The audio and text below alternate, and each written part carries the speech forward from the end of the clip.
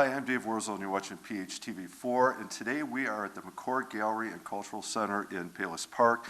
With me is Executive Director Carol Trzynski. Carol, thank you for being here. You have a special exhibit open now, and we're going to talk about that. We're going to get a chance to meet some of the artists, and then hopefully you can tell us about some other shows and events coming up later on. The exhibit for March is Making Her Mark, and can you tell us what that exhibit is first? Yeah, thanks for honoring us this way. We're excited to feature the work of these four acclaimed artists, Kathleen Newman, Julie Cotta, Judy Cad, and Liz Wall. The exhibit, Making Her Mark, is a celebration of Women's History Month. The artists drew inspiration from the women artists who came before them. Their works capture their daily lives and journeys. We welcome you to see their creative talents on display here at the McCord Gallery through the end of March. The exhibit is free and all are welcome. All right, so a special exhibit for the month, and we're going to meet the artists, and we're going to take a look at specifically some of their art. They're going to, get to talk to us about their creations. Can you tell us how these artists were picked specifically? What was the process involved? When did it happen, and then how were they chosen?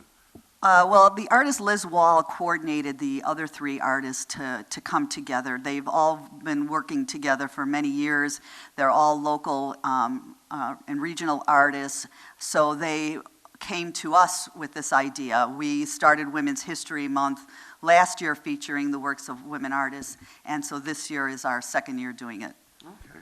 All right, well, thank you, Carol. I'm looking forward to talking with the artists and meeting the art, so thank you, and let's go check out some art. All right, we're here with Kathy Newman, one of the artists whose work is being exhibited at Women Making Her Mark, and she's going to talk to us a little bit about her art. It's hanging behind us right now. We'll get to talk about some of the pieces. Kathy, thank you for being here. Let me ask you first if you can talk about, I know part of the premise of the exhibit is the women who came before us and how they inspired us. Can you talk about who was your inspiration for this art? Yes. Thank you. Nice meeting you. Glad to be here. In my life growing up, my mother took art classes, so I heavily acknowledge my mom as far as getting me into the process of making art my whole life. She got sketchbooks for all of us, and I was the one that just never stopped. And there was a time when I was a new mom, and I was home, and we went to the Art Institute and saw a Mary Cassatt exhibit. So Mary Cassatt has been a big influence on my work as well. I saw pastels. I hadn't used pastels yet. I was a primarily watercolorist. And then she was so interesting in her time because she portrayed women domestic life. And that wasn't really being represented very much by the Impressionists at that time. So here I am, a new mom, and I've got kids running around. And so that's how I got started. Watercolor, I was just going to reference this little one of my daughter first because I took a class. This is interesting to me. Earl Doyle was a local painter in this area, and I took a one-day workshop at Moraine Valley Community College and just fell in love with pastels. They're a drawing medium. You can make corrections, and if anyone knows watercolor, it's a tricky medium because you've got to be careful and still try to be loose, where in this particular painting of my young daughter, it was a watercolor that failed. I was very happy with the portrait. The background was a mess. Her hair, I lost all the detail, but with pastel, I was able to resurrect what I had wanted to happen, and so it was a perfect combination for me. I was going to say, it's interesting that, I'm going to say good advice for everybody to think about the potential in a failure to create something so wonderful, right? Finding a way so that even though this isn't working, no, this can work just another way. And definitely a powerful influence, the picture of a little Kathy Newman, her mother kind of setting you up for the path that you're on, and now your children up on the wall. Do you want to talk a little bit about, so you moved to pastels, a little bit about the style and the content in your other paintings? So I was primarily a landscape painter before after my illustration career, but when I started doing the portraits, pastel was the perfect medium, so I was able to do a painting of all my children, my son, my daughter when she's in college, and then her son now. I just kind of have come full circle. I've just done a portrait of my grandson, my first one. Pastel is such a tactile medium, hands-on. I just have an affinity from day one. It was like an epiphany of drawing in color. You mix the paint before your eyes, not on a palette on the side. So it's very unique that way, and it's a layering process, and it's by far my favorite. So. All right, well, definitely you want to check this out. And I guess that's who I'm speaking to now. So people who come into the gallery to see the exhibit, they're going to take a look at your artwork. And I'm thinking about like your mother taking you to the museum, like you said. Yeah. So now you're going to have people looking at your work. What do you hope they walk away from it with, or how it inspires them, or what reaction they have to it? What are you hoping for in an audience? So maybe like Mary Cassatt, I like to paint simple life scenes or simple objects, and I very flattered when someone tells me that when they were out hiking, they saw a Kathy Newman painting, because I'm learning how to see and observe, and if I can inspire other people to see something new in a new way that they hadn't looked at before, I get really excited about that. See, it is a powerful expression of art to get people to see things in a new way, right? Yeah. All right, well, Kathy, thank you very much for displaying your art at the Great. McCord, and have fun with the exhibit. Thank you. Thank you. All right, we're here with Judy Cad, who is, again, one of the artists making her mark, and she's going to talk about her art. And, first, Judy, if you could tell us a little bit about your inspiration for the type of art you create, and maybe the content as well. So for this show, we chose a female artist that's inspiring to us, so I chose Elizabeth Mowry. And the reason I chose her is because of her passion and love of nature, and I resonate with that, and that's like her lifeblood, is creating and also being out in nature. So that resonated with me, and Well, I want to ask you, so related to nature, and we can talk about the specific paintings in a second.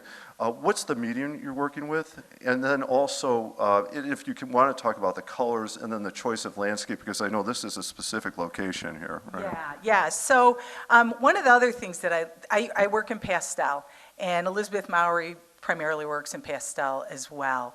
Yes, this is Bodega Bay up in the northern coast of California, and I wanted to do a series, which is something that Elizabeth Mowry does as well, and it could either be a theme or it could be a subject. And so Bodega Bay, I wanted to do these. I visit there with a friend who lives out there, and one of the things that I love about pastel is the way you can weave together the colors, and they're layered, and it's just really fun to work with them. So also, the other thing is I love to see the effects of the light and atmosphere on the subject. So one of the things Elizabeth Mowry does, if I can talk about her a little bit more, it resonates, is she'll pick a theme or a subject and also visit different times of the day, seasons. It's just basically to get the different effects of light and atmosphere on the subject. So, yeah. It is interesting looking at your paintings because obviously the color palettes are very different. There's some interesting, but you're again showing like the series, and then obviously it gives you a chance to express like a different tone or feeling for that moment. Right. So one day it was crystal clear bluebird day, and the colors of the ocean were just like so striking. The teal and turquoise colors, and everything was popping, and the light on the cliffs here and so on. And then the next day it was a foggy, hazy day, so it's very tonal. And so that's what I really loved about the visual images that I saw when I walked up there on those cliffs. It was just the tonality of the scene, so I wanted to capture that. And then one other thing I want to ask about, and I like going to the Art Institute, I love going to museums. So imagine people walking into this gallery, taking a look at your art. What do you hope that they see, or how they react, or how they're inspired by it? Well, I hope they get a sense of that place, and that they can either see themselves there or feel the light, the effect of the light on those places. And so I like to connect to people, see if there's something that they recall or want to go to see. So I wanted to see the light. I was going to say, as you say that, I'm imagining walking on that path or seeing the ocean on that cloudy day, that atmospheric kind of, immersion that takes place in that. Well, Judy, thank you very much. Enjoy the exhibit. Thank you. All right, another artist making her mark. We've got Judy Cad here. And Julie, I'd like you to talk, we're going to talk about your art, but before we do that, could you talk about like the inspiration for your art, specifically the pieces behind us? So specifically for this exhibit, I was focused on Georgia O'Keeffe, who I've always admired. I love how she can take a simple object and look into it, abstract it, and make you look deeper. And so that was kind of what I was thinking while I was going through this is I've been starting to work on a couple series. One is like the mangroves of Florida, but also these florals and kind of just getting them to be a little bit more abstract with mark making and different techniques that I can employ with the soft pastel. Okay, and that's what I want to ask you about, because I think you talked about some layering things you did here, right? Yeah. And can you talk about that a little bit with your art? So I love the whole layering process, and I start in watercolor generally, which both this one and actually all of these up here, I started with watercolor. And I like to see how much of that can be exposed, but as I begin layering and building color and letting what's underneath show through, you get a lot more color enrichment, I guess. It's a richer color, a little diversion from just putting down a blue pastel. You've got these other colors underneath that augment and create a more interesting scene. It sounds like it might complicate the process too, working with two different. Yeah, no, I mean, it's similar even to oil painting where you start with an underpainting and build, and it actually makes it easier because you've got like a plan. You kind of have a compositional plan that you base on and then build from there.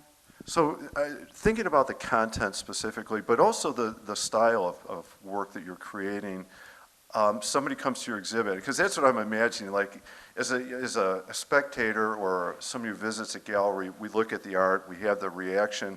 What do you hope their reaction is to it, or what experience do you hope they have when they look at your artwork? I hope they step closer, that they do kind of look at all the individual marks, and I hope they appreciate it and that it's beautiful, I guess. See, Yeah. the ultimate compliment to an artist, though, that Yeah. they can appreciate Yeah. the creation itself. Yeah. All right. Well, Julie, thank you very much. Good luck. Enjoy the exhibit. Thank you for displaying at the McCord House. Great, thanks for having me. All right, we're here with artist Liz Wall, who is part of the exhibit, making her mark. Liz, thank you for being here. And we want to talk about the art that you have on display at this exhibit. But before we talk about the art, can you tell us about your inspiration for your art first? So for this show, we were inspired by the artists that came before us. So we were all looking at, and I'm kind of a student of art history anyway, and I've always been inspired by Joan Mitchell's work. I've always liked, I actually like her story, but the thing that impressed me the most about her is how she was so confident in her work. And so even though I don't paint like Joan Mitchell, I try and think of her when I'm painting with a little bit more confidence in my brushstroke. Okay. So she inspires you, like either in a confidence or an emotional sense. Yes, definitely. And art for me is very emotional. It is, you have an emotional response to it. It's not an intellectual thing to me. When you first start drawing or painting, it is more intellectual in the sense that when you are drawing and you're really looking at something, it is a process that is more academic. But when you start to paint and you have a brush and it's bigger than a pencil, and you sort of feel what you're looking at instead of just trying to copy it. That's interesting. You talk about that transition from the technical aspect of it to something that has that emotional dimension to it. It's creating a feeling in some way, a reaction. Do you want to talk about a little bit how you try to do that in your art or with your content style? Sure. So first of all, I think as far as my artwork goes, the older I get, the looser I get. That the work becomes, and for most artists, more abstracted. It's more spiritual, if you will, as you get painting a little bit more.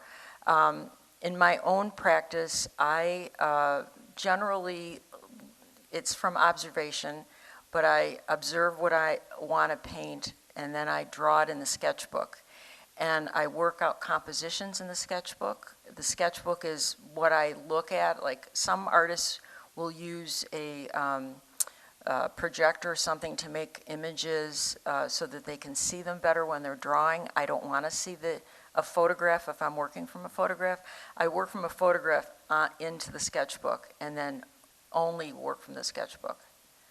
It's an interesting process because, and I'm thinking about, your inspiration for it, because obviously you're hoping then the next part is from that sketchbook, you're going to create something that, and actually I guess I'm headed to my next question, the reaction from the audience, and maybe you're looking for an emotional reaction or something else, or an emotional connection in some way. Can you talk to that? So if somebody comes to the exhibit, they see your art on the wall, what reaction or what experience do you hope they have with your artwork? So I hope they have a different idea than I had when I was painting it. I hope that they can put themselves in that space. I kind of hope it's a dream, a place to dream, and not be so specific. That's really sort of what I'm going for. Interesting. As I'm thinking about that, that means, let's say hundreds or thousands see a piece of work. Your hope is that they'll have a very personal experience with it, unique to them. Maybe somebody else will have a similar, but maybe not. Yes, probably not. Yes, definitely. And also, what's sort of interesting too is that the structure of my paintings are usually, I try and have a really strong values division of light and dark, let's put it that way. And so it's almost like an armature, like you were doing a sculpture, and you want to have a strong set of darks and lights, and not an even division. You want it either mostly dark or mostly light, and there's a certain rhythm that you'll see in the piece.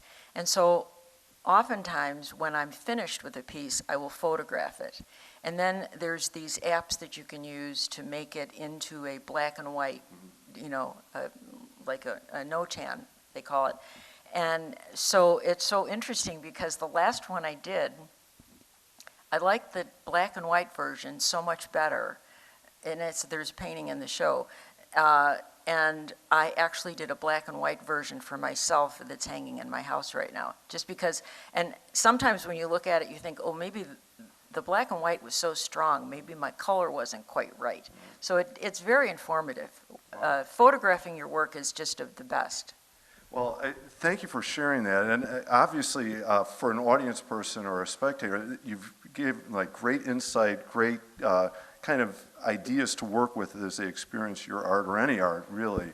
Liz, thank you very much. Thank you for displaying your work at the McCord House. Thank you so much. Okay, obviously there's some incredible artwork here. Definitely encourage people to come out and check the exhibit, Making Her Mark, through the month of March. But you also have other things coming up later this spring. Carol, can you tell us what other either exhibitions or workshops, classes are coming up? Yeah, so on March 28th, we have our Sip and Paint that's led by our instructor, Beth Leahy. She will be doing a spring whimsy painting. That'll be a lot of fun. These are always sold out, so if you're interested, sign up as soon as you can. The next thing coming up in April 14th, is our annual tea. And this year our theme is Steeped in Friendship. We're celebrating our 20th year here at McCord, and it's because of all of our friends in the community that have got us here this far. The afternoon will feature a special performance by an organization called Acts of Kindness Cabaret. They're all professional singers, and they donate their time and their talents to help other non-for-profits raise funds, and they will be performing their special show, A Little Help from My Friends. Also a great event, and it always sells out too. Let's say a lot to go, and it sounds like a lot of fun. I like the title Steeped. I like the pun on the tea party. Okay, I definitely want to check that out. So that was April 14th, you said? Yes, that's April 14th. And what else do you have in April? And then on April 27th, we are bringing back you're going to be sipping and painting. Well, now you're going to be sipping and singing. It's our second annual karaoke party, and that's going to be April 27th. It was a huge hit last year, so even if you can't sing, come for the show. You'll see your neighbors up there singing and others in the community. It's a lot of fun.